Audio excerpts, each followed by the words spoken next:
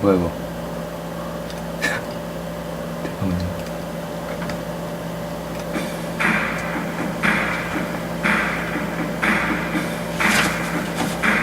꿈꿔라 춤추나 힘내라 춤추나 용기 패기 내일 위해 달려라.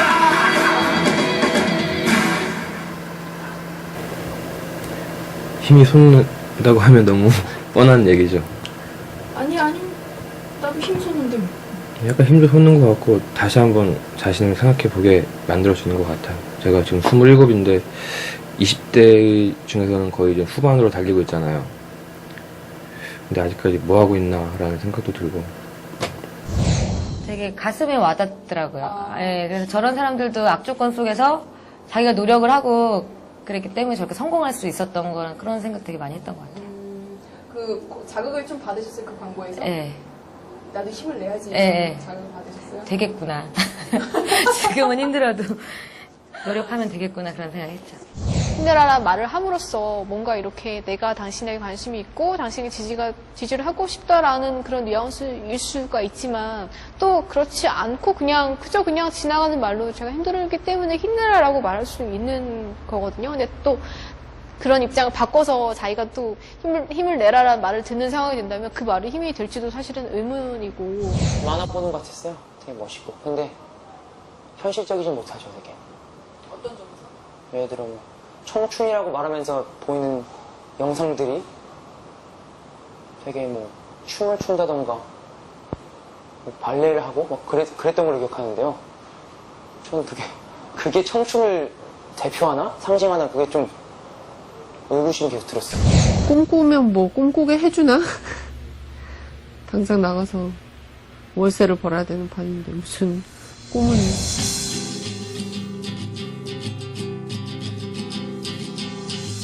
과거의 청춘 예찬이 요즘엔 개청춘이라는 말로 바뀌었습니다. 소위 백소문학이라 불리는 최근 몇몇 한국 소설에서는 젊은이들이 전망 없는 낙오자처럼 그려지고 있는데요. 근래 한국 젊은이들이 실제로 그런 모습일지 궁금합니다. 2000년도에 작가 생활을 하거나 내지는 2000년대에 작업을 하고 있는 작가들이 어떤 식으로든 90년대 후반, 97년에 IMF 상처를 안고 있는 경우가 많아요. 가족의 파괴, 가정의 파괴, 가족의 파괴라는 거죠. 아버님이 실업을 당한다든지, 그 다음에 뭐 어머님이 아프시다든지 생계를 책임져야 되는 상황에 처했을 때 갖는 고통. 가치의 문제, 이념의 문제, 추상적인 문제잖아요. 추상적인 문제들이 내가 지금 당장 먹고 살기 어려운 일들을 보장해주지 않는구나. 세계를 변혁하거나 내가 사는 세상을 내가 바꾼다. 라는 것 자체가 허무맹랑한 돈키호테적인 광기 혹은 뭐 개그로 비춰질 때 이 개인인 주인공이 나서서 이 세상을 어찌할 수 없다는 어떤 무력감 그런 것들이 아마 이런 작품들에 등장하게 되는 거겠죠. 공간 때문에 나타나는 여러 가지 문제들이 있는 것 같아요. 옥탑방이라든지 고시원이라든지 뭐 반지하방이라든지 굉장히 열악한 환경 속에서 이 공간 때문에 느끼는 개인의 감성적인 충격들, 감각의 충격들 같은 게 드러나요. 오늘 밤 이렇게 내 옆에 아무도 없고 탤런트 모델 얼짱 어덜트 비디오로 밤지 새우네. 나는 고시원에 살면서 서울 동굴 탐험관에서 일한다. 옆방 204호에서는 밤마다 교성이 들린다.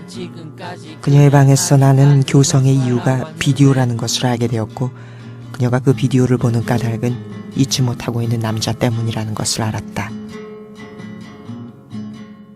제가 복도 끝방에 살았었는데 제 옆방에 제 또래 남학생이 살았었거든요. 그 사람이 굉장히 조심하는 게 느껴지는데도 자판 두드리는 소리라든가 메신저에 접속하는 소리 그리고 정말 조용할 때는 크리넥스에서 화장지를 뽑는 소리까지 들렸어요.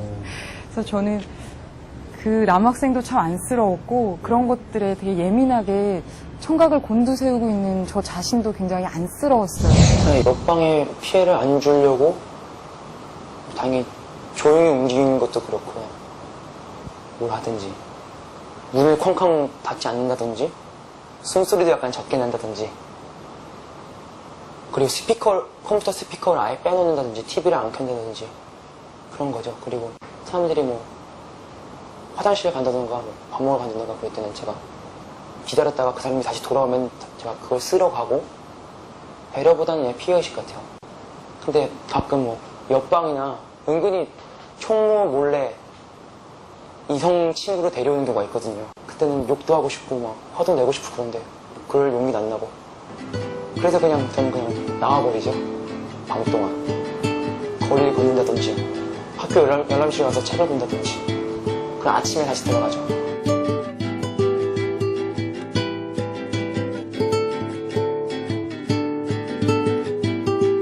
사생활이라는 게 뭡니까? 자기가 드러내고 싶지 않은 개인적인 부분들은 드러내지 않는, 그래서 사적 자유가 보장되는 것들인데 이게 극심하게 침해당하면서 고통을 받는 거죠.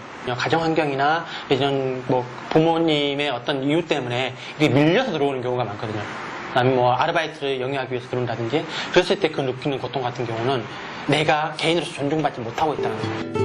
IMF 이후 불어닥친 세계화로 양극화가 심화되고 그들이 뿌리내릴 꽃들을 잃게 되면서 고시원이라는 임시 주거지로 몰려가는 현상이 생겼고, 이 고시원이라는 공간에서 벌어지는 일들을 그린 것이 바로 서울 동굴 가인입니다. 사람들이 그런 빈곤의 문제를 뭐 사회 구조의 문제라든가 뭐 이런 쪽으로 보기보다 개개인의 문제로 치환시켜서 받아들이는 경향이 많은 것 같고요. 우리 사회는 가난한 사회가 아니야.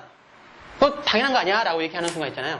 정말 가난한 사람들은 이 절대 빈곤이 없어진 시대에 왜 나는 가난할까 하면서 숨어버려요. 그래서 아까 얘기했던 뭐 그 고시원이라든지 옥탑방이라든지 방지하방 이런 것들이 등장하는 거거든요. 쪽방 이런 것들. 이런 작가들이 그 빈곤의 문제에서 접근하는 방식들은 굉장히 감각적으로 예민한 거죠. 그런 현상들이 잘 포착해주고 있거든요. 왜 숨어 들어가고 왜 닫힌 공간에 있으려고 하는가. PC방에서 알바를 하는 나는 신시아라는 게임에 중독되어 있다. 나는 게임 속 그녀를 위해 인터넷으로 그녀의 옷과 장신구를 실제로 주문한다. 현실에 낙이 없는 사람은 가상에서 대리 만족을 찾게 되기가 쉽잖아요. 그런데다가 PC방은 그 칸막이 안이 굉장히 단절되고 유폐되고 고립된 아주 좁은 공간인데 그 공간 안에서 인터넷을 통해서 수천 수만의 사람들이랑 소통하고 교류할 수 있잖아요. 그런 인물들을 표현하기에 PC방만큼 적절한 곳이 없다고 생각을 해서 그걸 선택한 곳이고요. 제가 근무했던 시간은 오전 시간대였는데 할 일 없는 백수일 거라 추정되는 그런 뭐 30대 초반의 남자들도 많이 있었고요. 일단 제가 그거를 경험했기 때문에 그 캐릭터가 그 게임 속의 캐릭터의 그 주인공이 몰두하잖아요. 그러니까 그걸 제가 직접 겪었기 때문에, 그리고 게임만 가면 그런 사람들이 되게 많아요, 실제로. 그 책에서 얘기하는 것처럼. 제가 그걸 보면서 참 게임방은 현실 도피용으로 참 좋구나. 현실에서 제가 좀 무능력하다고 해야 되나? 아니면 해야 되는 걸 못하고 다른 무슨 방황을 하고 있다거나, 그래서 그쪽에서 더 잘하려는 심리 때문에. 어머나 세상에 나는 지금까지 그냥 한 인간으로 살아왔는데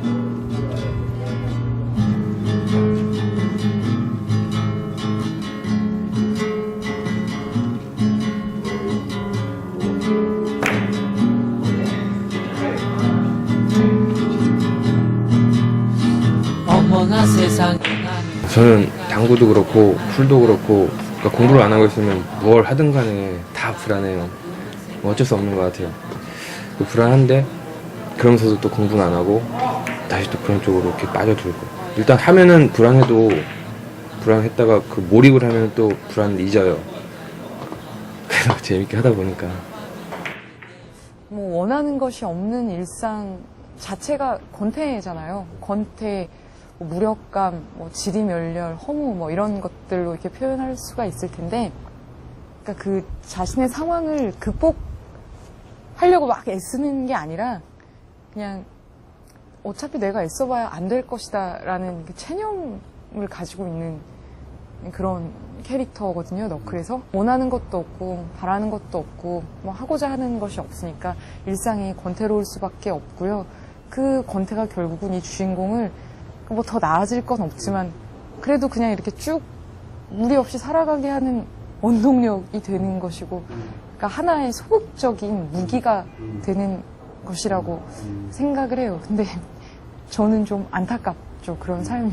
자기가 적극적인 의미에서 아르바이트를 하면서 생활에 영위하는 경우도 있지만은 또 정규직이 되고자 해도 안 되는 진입장벽이 굉장히 강해가지고 진입을 할 수 없는, 그래서 삶에 대한 불안전성을 체화할 수밖에 없는 그런 상태에서 살아가는 그런 삶이 소설화되는 경우도 상당히 많죠.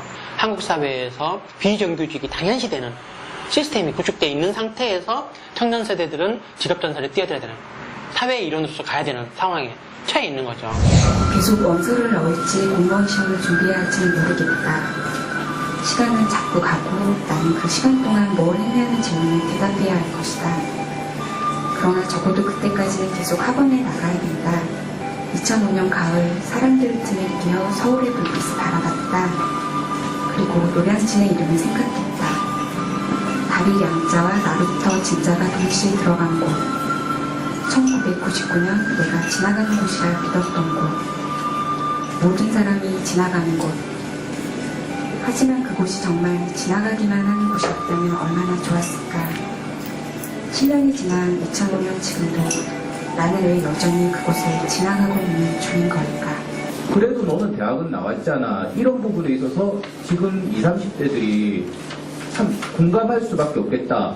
그 고통. 사실 나도 말하고 싶은 게 있고 공동체로 같이 하고 싶은 게 있는데 현실에서 배제되는 듯한 느낌, 공중에 띄워지는 듯한 느낌. 그리고 우리들에게 고통은 무엇일까? 그렇게 띄워졌는데 우리는 계속 노량진에서 스쳐 지나가고, 그러니까 안착점을 찾을 수 없는 느낌이랄까? 저희 세대의 뭐 어려움 같은 거는 많이 과소평가가 됐었죠. 그리고 오히려 너무 이렇게 윤택한 환경이지 않느냐 라는 것도 있었고요. 각 세대별로 이름들이 다 정치적인 이름들이 이렇게 있는데 뭐 386 세대라든지 419 세대라든지 모든 세대의 이름은 정치적이었는데 딱 저희 때부터 처음으로 경제적인 이름이 붙여졌어요. 88만 원 세대라고. 선택의 폭도 많이 좁아졌다는 느낌이 들고요. 이를테면은 옛날에는 뭐 신분 상승이라던가 아니면 조금씩 이렇게 올라가거나 내가 고를 수 있는 몇 개의 선택 상황들이 있었을 텐데 지금은 하다못해 한 청년이 서울에 올라와서 방을 구하려면 4, 50만 원짜리 고시텔 아니면 11만 원짜리 독서실, 그러니까 둘 중에 하나를 골라야 되고 그 중간들이 많이 사라졌다는 느낌도 들고요. 그러니까 뭐 성장 과정 속에서는 내가 사회에 진입하면 당연히 나의 자리가 있으리라고 생각을 했었는데 실제로 대학을 졸업하거나 내지는 여러 상황 때문에 학업을 마치고 사회에 진입하려고 그랬을 경우에 엄청난 장벽들이 존재를 한다는 거죠. 여성으로서 느끼는 장벽이 있을 수도 있고, 그 다음에 뭐 지방대 학생으로서 느끼는 장벽일 수도 있고, 또 뭐 실용적이지 않은 전공을 해서 느끼는 학생들의 장벽일 수도 있고, 다양한 장벽들을 직접 몸으로 겪으면서 고통스러워하고, 그 다음에 스스로 소외되고 하는 경향들이 드러나는 거죠. 과가 국문과였는데 국문과는 보통 그때 지방이긴 했어도 어쨌든 2학기 때 취직을 안 하고 남아있는 사람들이 선배들 중에는 없었어요. 그 전 해의 풍경만 하더라도 뭐 동네 보습학원 내지는 학원의 국어 강사 자리라도 당연한 듯이 다 취직을 하고, 그래서 우리는 그냥 뭐 지나가는 말로 농담으로라도 아유 뭐 취직 안 되면 그냥 학원 가면 되지라는 그런 얘기를 할 정도로 그냥 취직에 대한 긴장감 같은 거 거의 없는 그런 과였는데도 불구하고 이제 4학년이 딱 돼서 IMF가 터지니까 1학기 때도 아무도 취직을 못하고 2학기 때도 아무도 취직을 못해서 졸업식 때까지도 직장을 잡지 못한 사람이 굉장히 많았었거든요. 자기 일자리가 없어진다거나 그런 거에 대한 제일 큰 공포감. 내가 뭐 딴 데 가서 뭘 하겠나. 이거 받고 이렇게 일하는 것도 다행이지. 라고 생각하면서 거기에 계속 길들여져서 뭐 열심히 일을 하거나 아니면 적당히 일을 하거나 그렇게 하면서도 계속 노동시장에서 자기를 팔고 있는 거기 때문에. 그럼에도 불구하고 그 청년 세대들의 욕망은 굉장히 소비 자본주의 속에서 이미 훈육돼 있다는 거. 그런 부분인 것 같아요. 그래서 내가 이제 고시원에서 생활하든지 뭐 옥탑방에서 생활하든지 내지는 반지하방에서 생활하든지 이런 나의 생활 상황하고 다르게 그 사회의 현실 속에서는 광범위하게 소비 욕망이 증폭돼 있다는 거죠.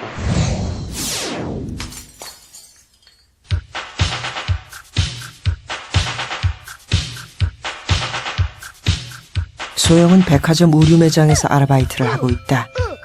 명품 가방과 지갑을 할부로 사고 카드가 정지되어 손발이 묶여버렸다.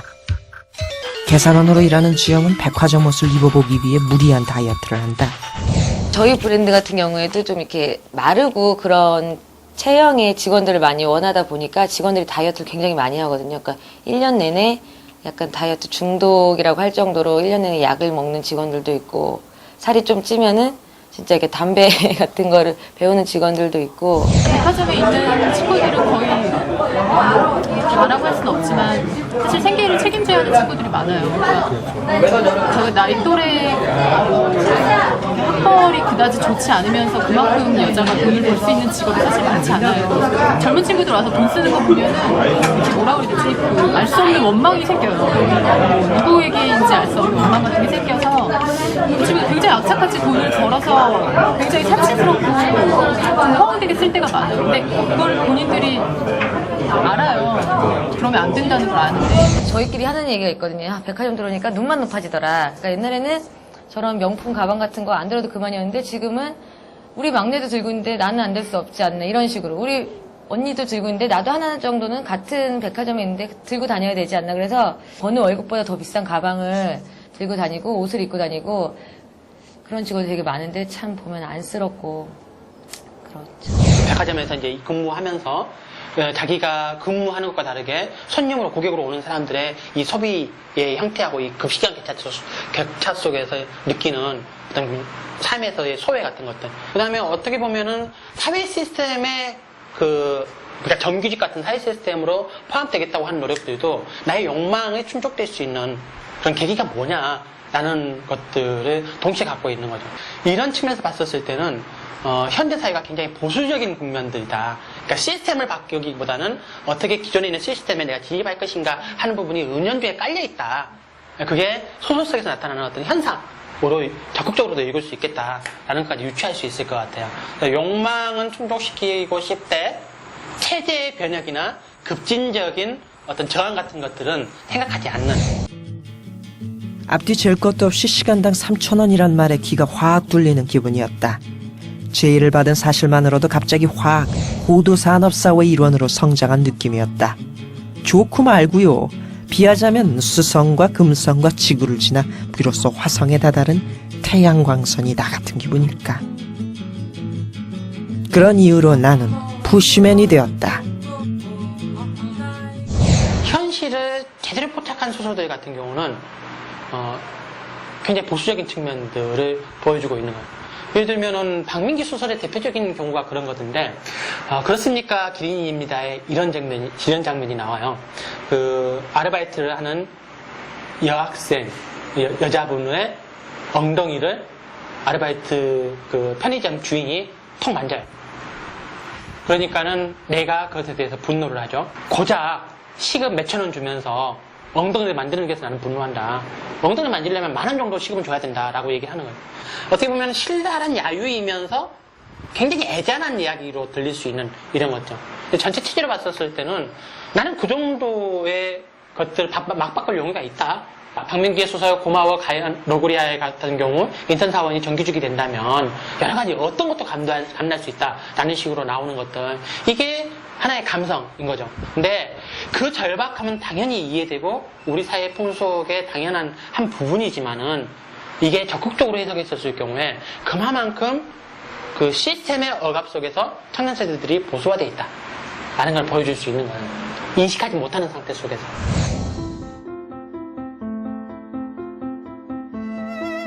25살일 때도 30살일 때도 뭔가를 시작하기에는 늘 애매한 기분이 들었다. 시작하기에 적당한 때란 없었던 것 같다. 지금은 과연 어떤 시기일까? 무언가를 시작해도 될까? 자기한테 집중하는 한 걸음, 그러니까 내 안으로 걸어들어오는 한 걸음을 더 의미를 두거든요. 그러니까 세상 밖으로도 물론 나가는 한 걸음이 되는데 성장을 한다는 건 밖을 바라보고 내가 저 많은 사람 중에 누가 되고 싶은 게 아니라 나를 바라보고 정말 내가 진정으로 원하는 내가 좀 이렇게 좀 그러니까 내가 좀 걸어볼 만한 것을 찾는 거 그게 이제 거기서 한 걸음을 좀 하고 싶은 거예요. 일단 한 걸음 내 딛고 보자 라는 거죠. 갑자기 33이나 먹어가지고 갑자기 직장 때려치우고 느닷없이 평소에는 하지도 않던 영화 비평가가 되겠다고 공부를 하고 있는 사람을 본다면, 실제에서 우리가 현실에서 본다면 사실 공감하기 어려울 거예요. 우리가 그런 거는 미래 안 될 거라고 생각하는 의식 자체가 우리 삶을 가로막고 있는 가장 근본적인 장애물이다. 비정기적으로 알바를 하는 위성은 씨는 불안정한 생활을 하고 있다는 주변 사람들의 걱정을 듣곤 합니다. 반면 그녀는 자원봉사, 연극, 농구 등 다양한 취미 생활로 삶의 활로를 모색하고 있습니다.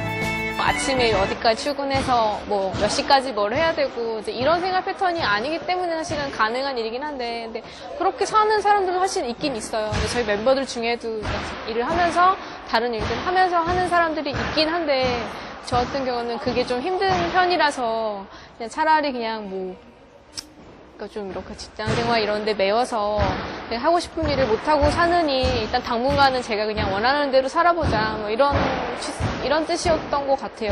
제가 좋아하는 일들이 바로 그런 경제적인 가치로 연결되지 않는다는 거, 그런 게 일단 힘든 점이고, 또 다른 것들은 이제 사람들이 뭐 너는 왜 그렇게 사니 이렇게 좀 되게 좀 약간 이제 비정상과 정상의 잣대로 나누는 이제 질문들을 하면은 이제 그때는 약간 늘상 반복되는 질문과 대답이기 때문에 약간 스트레스를 받는 것도 같아요. 개인적인 탈출구를 찾았다고 하지만 다른 젊은이들과 마찬가지로 불안정합니다. 불안정한 고용 상태와 미래, 그리고 주변의 시선 때문입니다.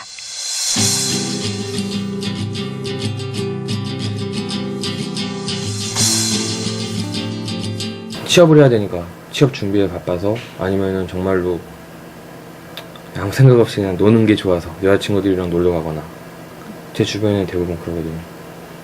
386들처럼 어떤 그런 모두가 정말 공유할 수 있을 만한 뭐 이렇게 더 거대한 담론이라거나 가치라거나 이런 것들이 이미 없어졌기 때문에 예전처럼 그렇게 하기는 참 힘들 것 같아요. 이 시대 청춘들이 앞으로 이 사회의 미래를 짊어질 텐데 좀 더 날카로운 발톱을 세웠으면 하는 바람입니다. 김미월의 너클에서 주인공이 끼는 너클은 내면의 힘을 상징했습니다. 바로 그 너클을 하나씩 끼고 다니면 좋겠습니다. 같은 세대의 작가이자 노량진과 신림동을 배경으로 소설을 썼던 김애란 씨의 안부 인사를 전해드립니다. 행복한 시간 아무도 없는 거리, 그 거리를 우리 걷고 있다. 행복한 시간 아무도 없는 거리, 그 거리를 우리 걷고 있다.